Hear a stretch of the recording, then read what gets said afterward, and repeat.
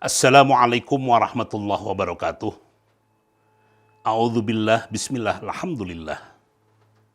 Allahumma salli ala Sayyidina Muhammad wa ala ali Sayyidina Muhammad.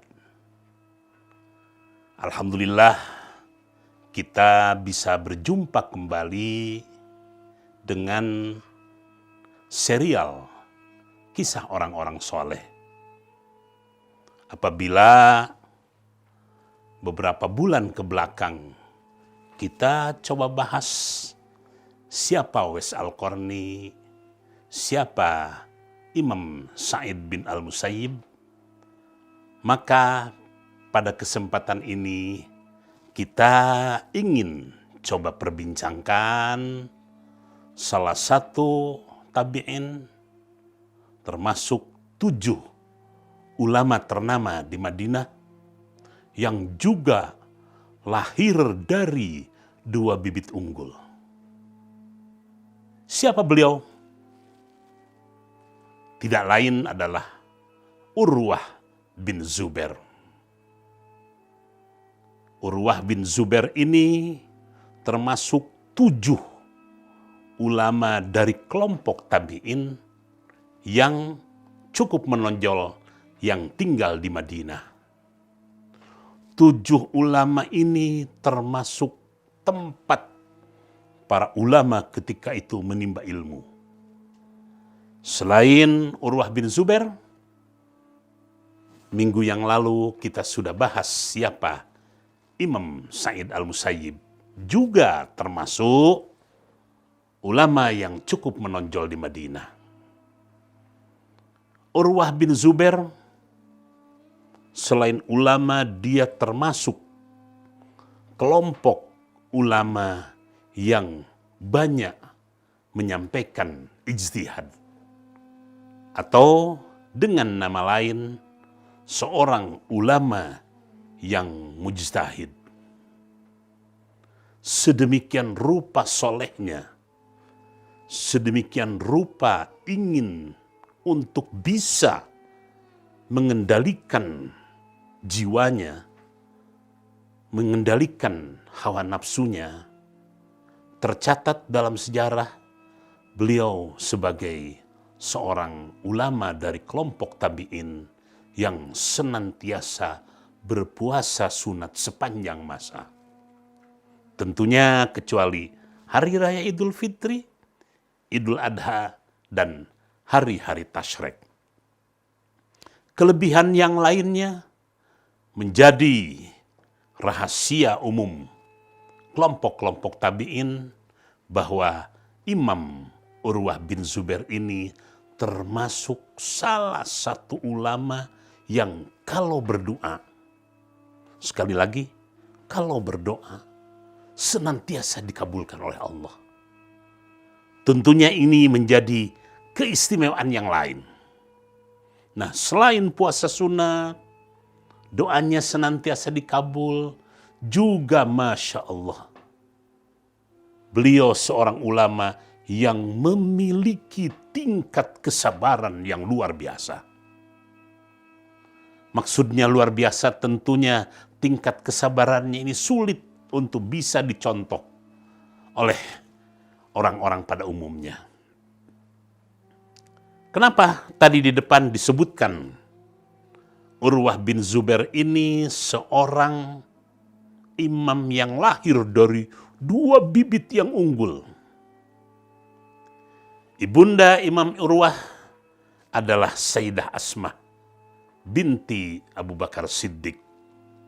Artinya dari sisi ibunya, Sayyidah Asma merupakan saudara kandung Sayyidah Aisyah, istri Rasulullah Sallallahu Alaihi Wasallam. Ini dari pihak ibu. Sedangkan ayahnya yang bernama Zubair bin Awam termasuk rombongan yang pertama kali masuk Islam. Dalam lembar sejarah Islam, Zubair bin Awam ini senantiasa menghiasi sejarah Islam sebagai seorang pemuda yang memiliki tingkat keberanian yang luar biasa. Dan keistimewaan yang lainnya, pada masa muda sudah diangkat panglima oleh Rasulullah sallallahu alaihi wasallam.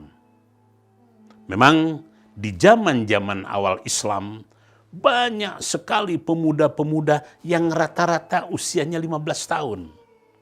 Zubair bin Awam, Sa'ad bin Waqqas, Ali bin Abi Thalib, mereka adalah pemuda-pemuda yang berusia antara 15-16 tetapi memiliki tingkat keberanian yang sangat tinggi. Zubair bin Awam ini termasuk salah satu sahabat atau malah satu-satunya sahabat yang dalam sejarah Islam masuk dalam kelompok 6, kelompok 8, dan kelompok 10. Tentu saja ini menjadi catatan yang ditulis dengan tinta emas. Apa yang dimaksud dengan kelompok 6? Zubair bin Awam termasuk salah seorang yang ditunjuk oleh Amirul Mukminin Khalifah Umar bin Khattab untuk masuk dalam Ahlul Halli wal Aqdi. Jadi ketika itu ada 6 orang yang ditunjuk oleh Khalifah Umar yang masuk dalam kelompok yang disebut Ahlul Halli wal Aqdi.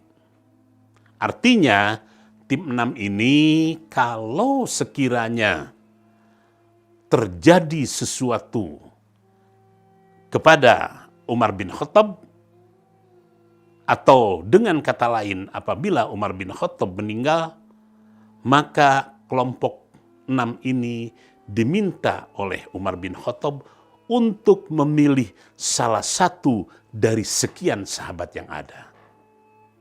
Tentu saja kepercayaan ini bukan kepercayaan yang hanya begitu saja. Ini adalah sebuah kehormatan untuk menentukan siapa pengganti khalifah. Ini kan luar biasa. Kemudian juga Zubair bin Awam ini masuk dalam kelompok 8. Artinya di zaman awal Rasulullah sallallahu alaihi wasallam ketika itu ada 8 orang yang masuk dalam kategori orang-orang yang pertama masuk Islam. Yang jelas, yang pertama dari kalangan perempuan adalah Sayyidah Khadijah radhiyallahu anha, istri Rasulullah. Kemudian yang kedua Sayyidina Abu Bakar. Dari kelompok pemuda Sayyidina Ali bin Abi Thalib. Dan dari orang-orang Quraisy termasuk dalam kelompok 8 ini adalah Zubair bin Awam. Jadi ini tercatat dalam sejarah ada 8 orang yang pertama sekali langsung percaya kepada ajaran yang dibawa oleh Rasulullah sallallahu alaihi wasallam.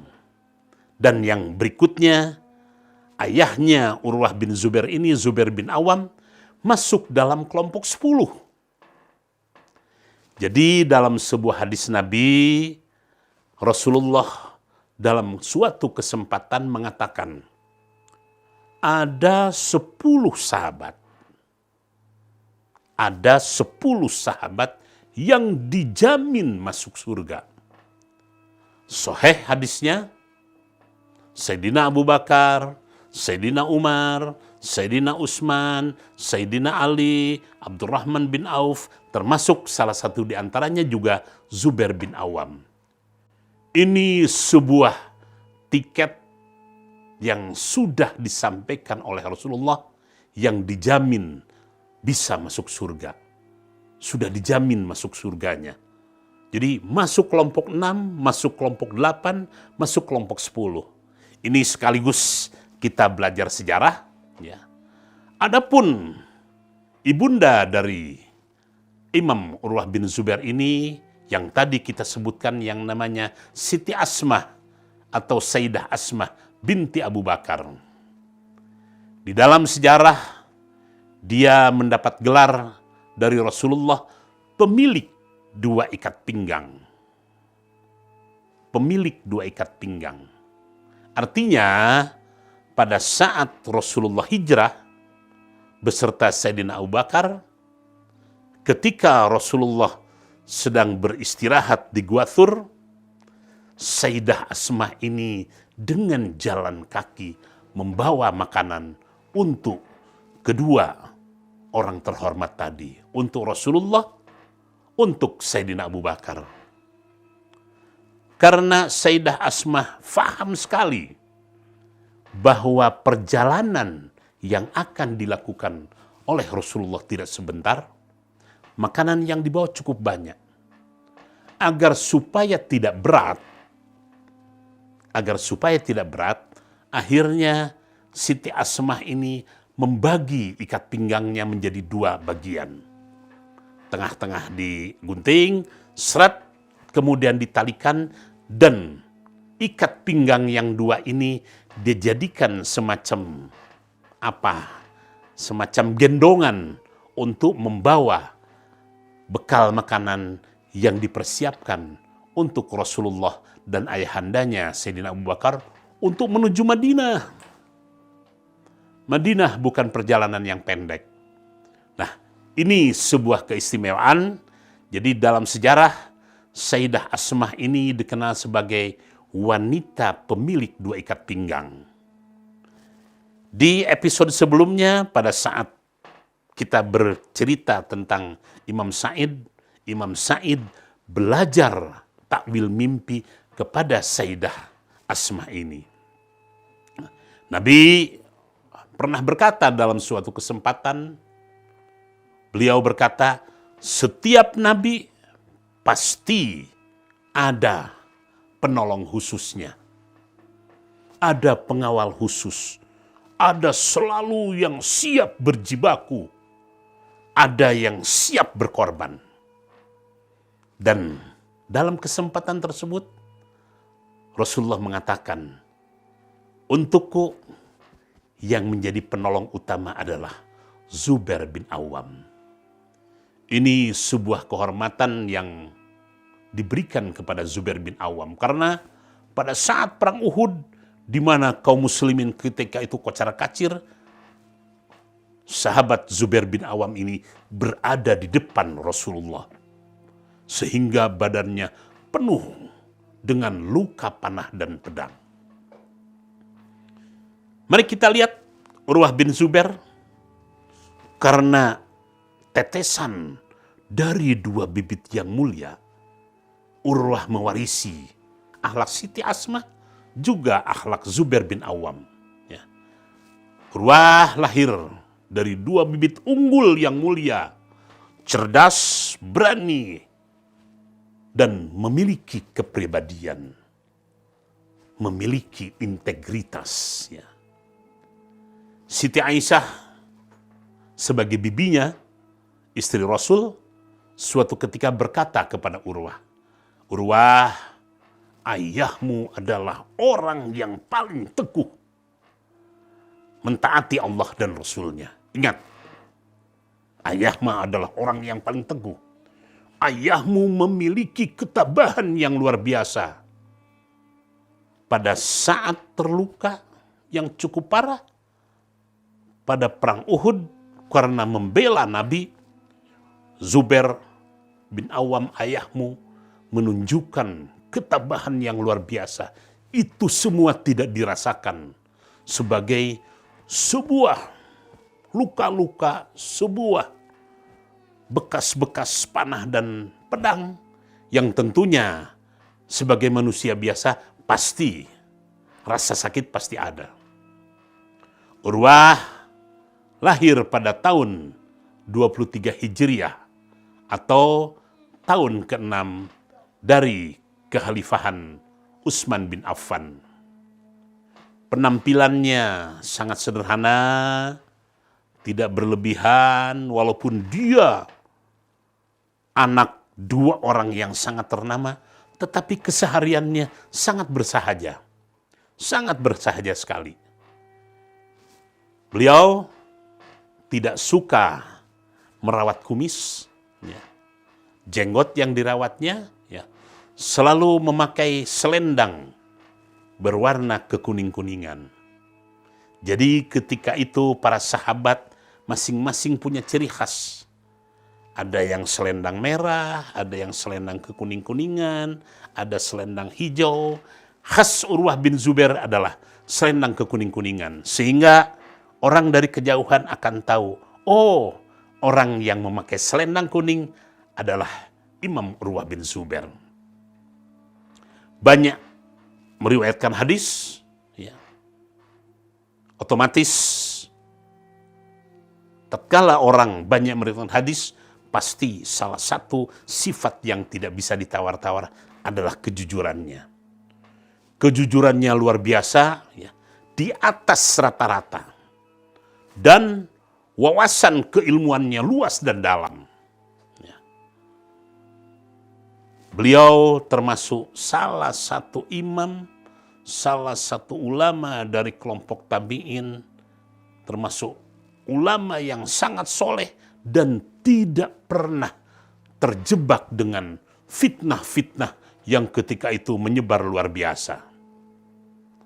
Salah seorang imam ternama berkata, Imam Zuhri, ya, Urwah bagaikan lautan ilmu yang tidak pernah keruh airnya. Karena adanya deru ombak, karena adanya hantaman dan hempasan gelombang di laut. Demikian juga salah seorang guru dari imam besar Imam Syafi'i yang bernama Sufyan bin Uyainah. Ya, beliau berkata, ada 3 orang yang tahu tentang hadis yang diriwayatkan dari Sayyidah Aisyah radhiyallahu anha. Kita tahu satu-satunya wanita yang banyak meriwayatkan hadis dari Rasulullah, terutama hadis-hadis yang eksklusif, adalah Sayyidah Aisyah. Dan Imam Sufyan berkata, hanya 3 orang yang bisa dipercaya tatkala para imam besar ini menseleksi hadis yang berasal dari Rasulullah SAW melalui Siti Aisyah. Yang pertama, Imam Qasim bin Muhammad, yang kedua Imam Urwah bin Zubair, dan yang ketiga Imam Umrah bin Abdurrahman. Urwah bin Zubair banyak meriwayatkan syair dan orang yang pertama sekali menulis buku Al-Maghazi, riwayat peperangan-peperangan yang ada dalam Islam. Jadi beliau juga tertulis dengan tinta emas sebagai salah seorang sahabat yang pertama sekali mendeskripsikan, yang pertama sekali menuliskan, yang pertama sekali menyusun peperangan-peperangan yang terutama yang banyak dilakukan oleh Rasulullah Sallallahu Alaihi Wasallam. Itulah sekelumit riwayat salah seorang ulama yang cukup terkemuka dari kelompok tabi'in yang bernama Imam Urwah bin Zubair. Lahir dari 2 bibit unggul dan mulia.